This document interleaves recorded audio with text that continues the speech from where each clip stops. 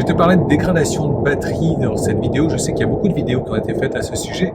Est-ce que le superchargeur fait dégrader la batterie plus rapidement que de la charge lente, la charge à domicile?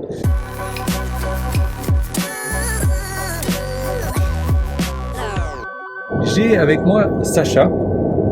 Et Sacha, on a acheté notre voiture plus ou moins en même temps. Toi, tu es en décembre 2022, il me semble. Hein. Fin décembre 2022. Voilà. Moi, la mienne était de fin janvier 2023, donc à peu près un mois de différence. La seule différence qu'on a, c'est au niveau du kilométrage, au niveau de la manière de se recharger. Et on va comparer donc la dégradation de la batterie. Je me suis chargé à 100% dans la nuit et ça affiche 426 km. On va voir la dégradation. Donc je suis bien à 100%, je suis déjà en train de rouler et j'ai 3,11% de dégradation. À neuf, ma batterie, elle avait une capacité de 60,5 kWh. À aujourd'hui, 58,6. Alors, ce qui est intéressant à savoir avec ce logiciel, c'est l'état de la batterie. Donc, on va retrouver logiquement plus ou moins la même perte, dégradation 3,1. J'ai chargé 79 cycles. Quand tu vois qu'une batterie LFP est prévue pour charger des dizaines, voire des centaines de milliers de cycles, je sais plus exactement combien, j'ai pas envie de dire des bêtises, 79 cycles pour 23 000 km, je pense qu'on est pas mal, hein, on a de quoi faire.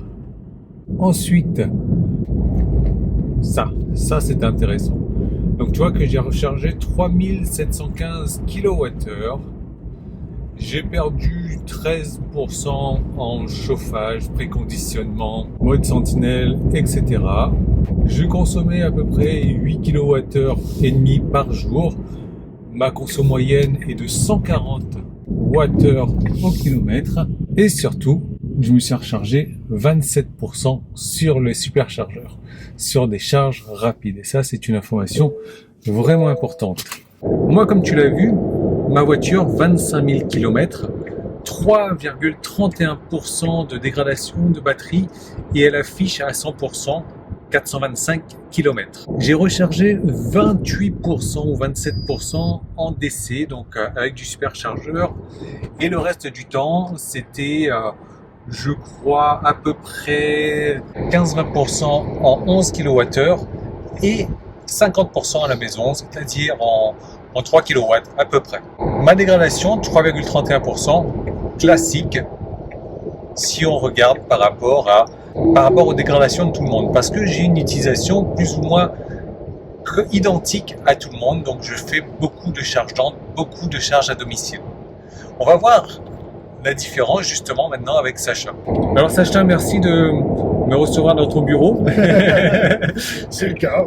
C'est le cas, voilà, effectivement. Pourquoi est-ce qu'on peut considérer que c'est ton bureau?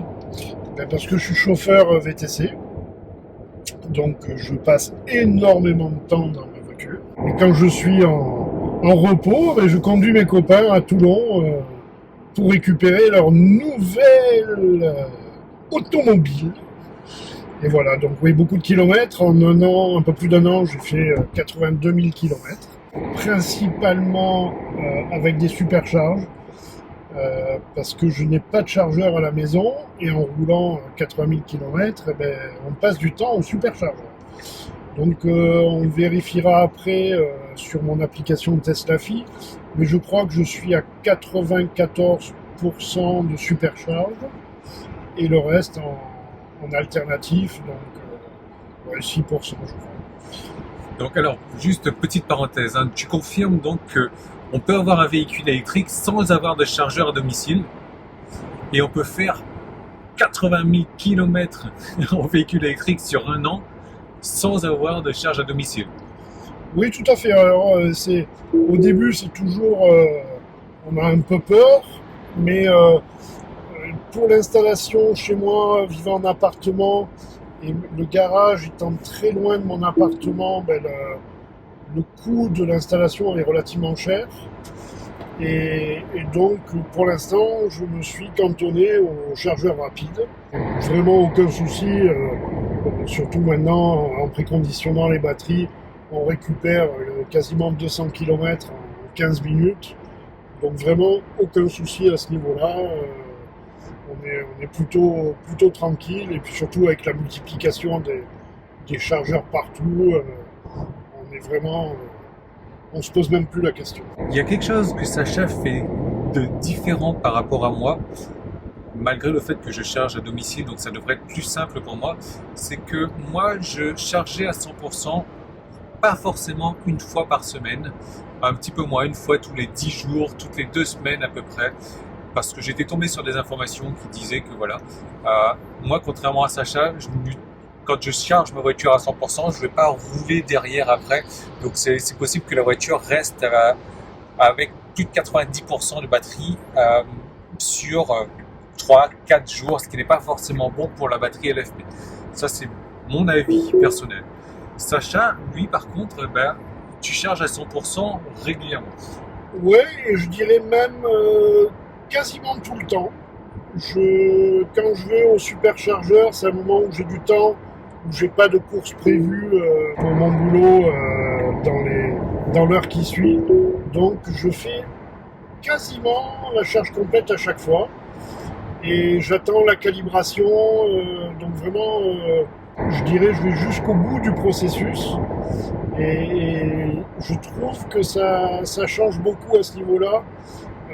Après, ce ne sont peut-être que des impressions, mais ça reste, je pense que ça reste une chose à faire pour améliorer cette dégradation de la batterie.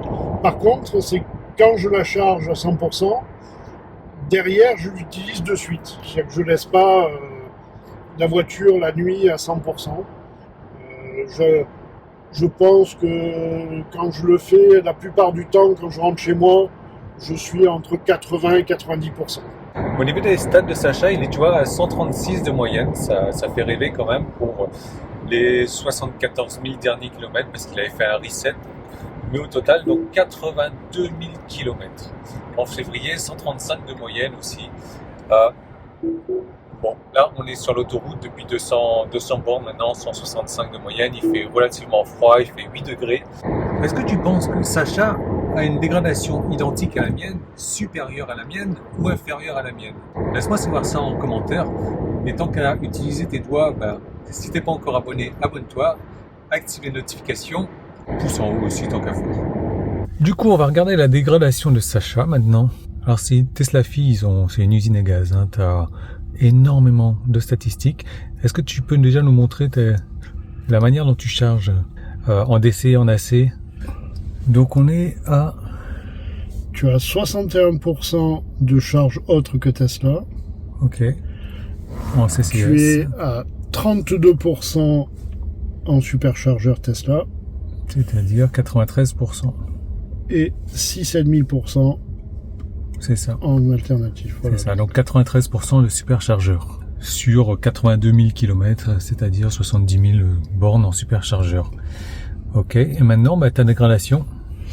Alors, ma dégradation, voilà. Donc, on est à 424 km affichés à 100%. Donc, on voit la courbe verte, c'est l'ensemble de la flotte, les moyennes de la flotte qui sont sur Tesla Phi. Et on voit la mienne. En bleu. En bleu. Et donc, on voit... voit que tu es en dessus de la moyenne, quoi. Malgré le fait que tu charges en superchargeur. C'est sans doute dû au fait que tu charges régulièrement à 100%. Peut-être. Très régulièrement. Tous les jours. Donc voilà, 423,98. Donc 424. Donc 1 km de moins que moi, tout en sachant que tu as un mois de plus. Et voilà. Donc d'après le départ, donc j'étais à 439 affiché au compteur. Affiché au départ. Je suis à 424, donc 3,42 de perte, ce qui est bluffant. Et c'est là qu'on se rend compte que c'est vraiment une dégradation calendaire pour le coup. Hein. Oui, je pense, oui. Ça n'a rien à voir avec la manière dont tu charges ta batterie. Évidemment, si tu la laisses à 100% pendant 2 mois et que tu la charges à 100% une fois tous les 4 mois, tu vas peut-être un peu plus la dégrader comme ça. Mais sinon, ça reste une dégradation calendaire et c'est vraiment intéressant. Mais je pense que la charge à 100% n'est là que pour une bonne évaluation de ta dégradation. C'est-à-dire que ta batterie, elle se déchargera, elle ne va pas se dégrader parce que tu la charges pas à 100%. Je l'explique par le fait que les batteries LFP, entre le voltage de niveau bas et le voltage et plein, qui a juste 0,3 volts, entre 3,3 et 3,6. Donc en fait, de recharger à 100% permet à la voiture de mieux évaluer ta capacité de batterie.